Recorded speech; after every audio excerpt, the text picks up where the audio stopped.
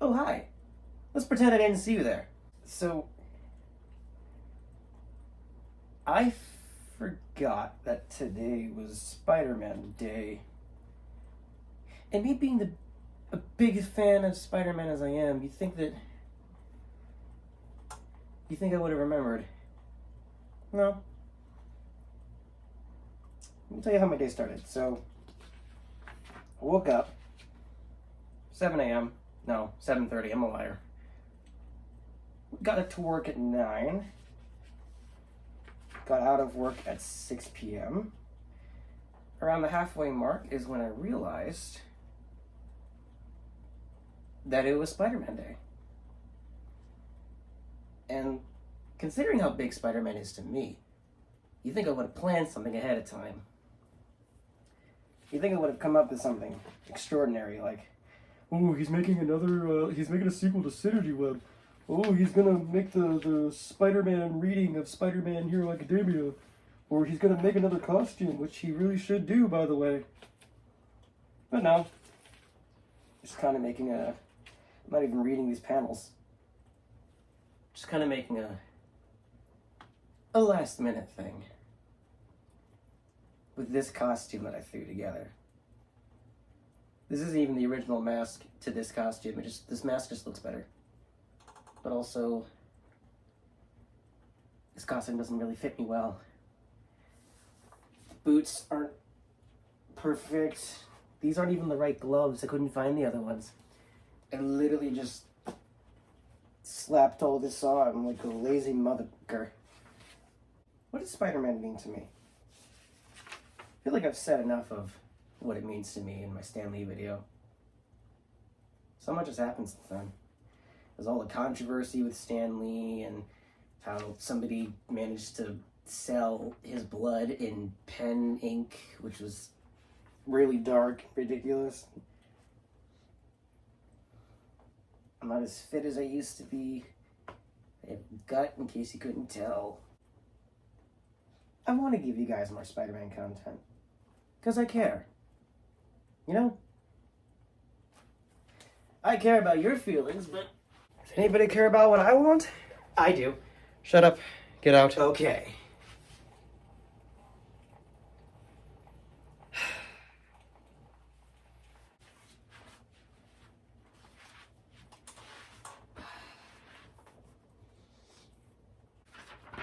Do you know that the 60s comics still holds up? Like, minus some 60s slang. It still holds up. Peter Parker, he's Midtown High's only professional wallflower. That bookworm wouldn't know a cha-cha from a waltz. See my point, right? But it still holds up. Can you say the same about other things? 60 plus years. 50 plus years, Spider-Man still holds up. This comic that was written in the 1960s still holds up in 2021. How does that happen? I don't know what else I can say about what Spider-Man means to me. He's great. He helped make me who I am. Nobody's doubting that. You've seen my Synergy web series, I hope. You've seen the 15 episodes that I made, one of which, by the way, is now broken because I tried to make some post-edits to it, and now it's just ruined, but you can still enjoy it. The series as a whole, not the episode. But you know I'm a big fan. You know I love Spider-Man.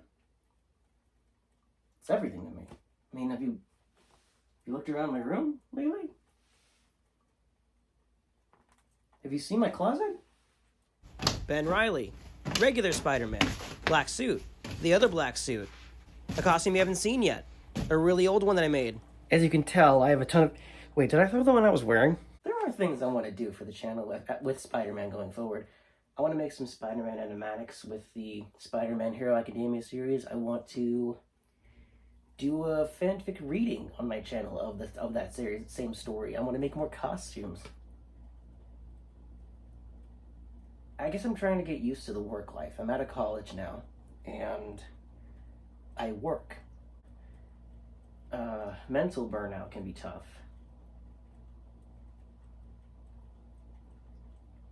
So there's that. It's my favorite costume. The red and black one. It's my favorite color scheme. It's the original color scheme before they changed it. Not a lot of people know that. But I do. What makes a fan of anything, really, not just Spider-Man? I suppose it's knowing everything. You know every little nook and cranny. You know all the facts. I don't know every fact about Spider-Man. I try to. Well, I don't try to. I'm not a die-hard. Well, I am a die-hard. What am I trying to say? I could play this thing without looking. I'm cheating a little bit, but point still stands. I suppose to be a fan of anything, you have to have an appreciation. And that's what this is about. It's about appreciating one of the biggest influences on my life. I mean, look at me. Look at what I'm wearing, and I'm not scared to wear it. Because it's a big part of what defines me. It's a big part of why I want to tell stories. Because this showed me the kind of stories I want to write. And I think that's what Spider-Man's strength is that it's not a story about Spider-Man. It's a story about Peter Parker. It's a story about a guy who's just going through life and happens to also be a superhero. It's a reverse of the focus you find on everything else. I want to tell stories that last as long as this one has. 60 years. And that started from one comic book that nobody thought was going to get off the ground. Didn't even get his own issue. He got Amazing Fantasy. Only after it was popular did they actually make it a thing. I mean, even back then, like Spider-Man, he shoots webs, he climbs walls. Why can't he fly or shoot laser beams from his eyes or something? Even today, there's no one like him.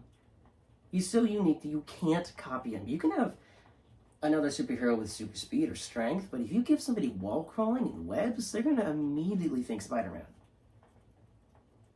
And that's what's so powerful about it.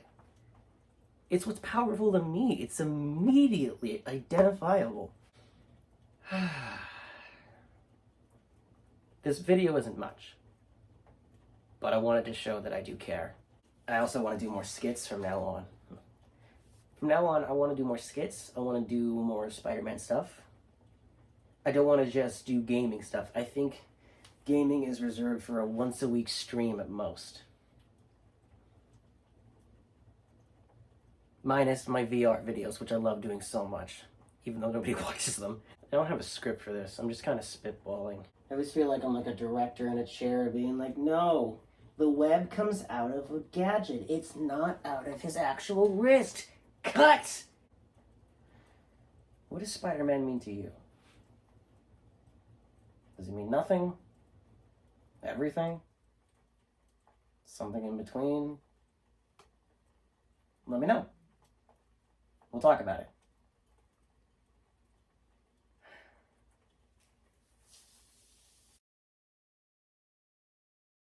Do you actually think that I was gonna cut it like right before you show my face? Like, well, I mean, I could have. There's no point. You can just search my channel and find my face. Why did I think this would be clever?